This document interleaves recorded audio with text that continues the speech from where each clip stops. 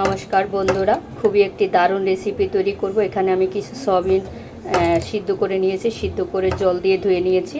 এখন হাত দিয়ে ভালোভাবে জলটা ঝরিয়ে নিচ্ছি।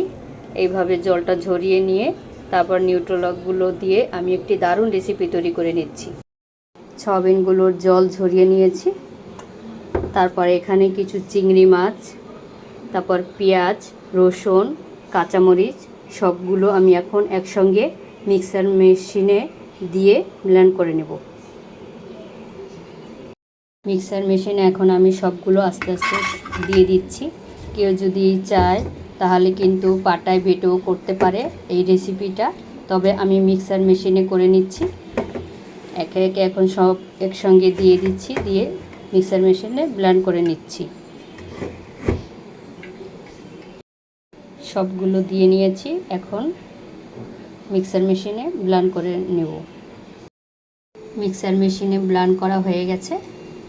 এখানে কিন্তু আমি কোনো পরিমাণে জল ইউজ করিনি।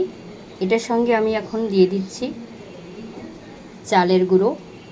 এখানে আমি 2 চামচ চালের গুঁড়ো দেব। বেশি পরিমাণে দিতে হবে না, অল্প দিলেই হবে। আর সামান্য একটু মরিচের গুঁড়ো দিয়ে দিচ্ছি, কারণ কাঁচা মরিচ বেশি দিয়েছি, এজন্য আমি একটু গুঁড়া মরিচটা কম ব্যবহার করলাম। আর এখানে দিয়ে দিচ্ছি হলুদের গুঁড়ো 1/2 চামচ।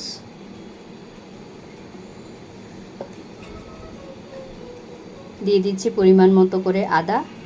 এখানে সয়াবিন আছে, এই জন্য এটার সঙ্গে আমি একটু আদা বাটা দিলাম যাতে গন্ধটা না আসে। আর এখন দিয়ে দিচ্ছি লবণ।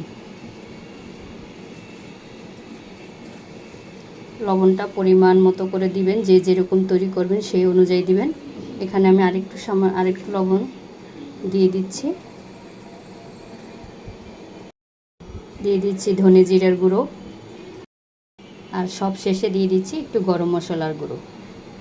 এগুলো দিয়ে আমি এখন ভালোভাবে মেখে নেব। মেখে তারপরে বড়া তৈরি করব। এই বড়াটা খেতে কিন্তু খুবই অসাধারণ এবং টেস্টি হয়। বাসায় এর আগে আমি একবার ট্রাই করেছি, তাই আজকে আবার নতুন করে ট্রাই করে আপনাদের জন্য শেয়ার করছি। যে এখানে বাচ্চারাও কিন্তু এই ধরনের বড়াটা খেতে খুব পছন্দ করবে।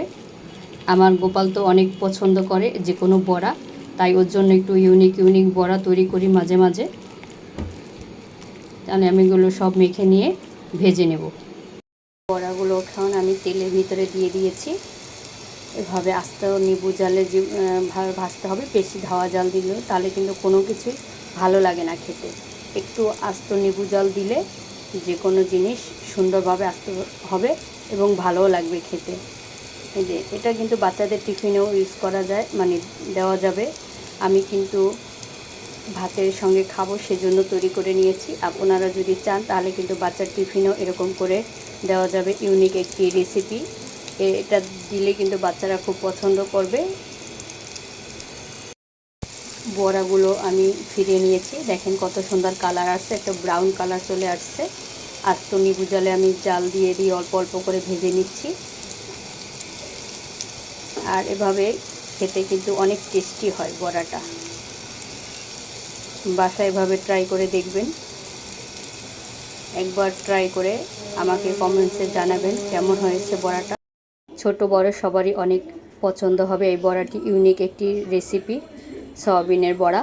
তবে যদি আমার এই রেসিপিটি ভালো লেগে থাকে তাহলে অবশ্যই আমার পেজটিকে লাইক কমেন্ট শেয়ার করতে ভুলবেন না। আমার পাশে থাকতে সবার সহযোগিতা কামনা করছি। ভালো থাকবেন, সুস্থ থাকবেন, যে যেখানে থাকবেন ভালো থাকবেন।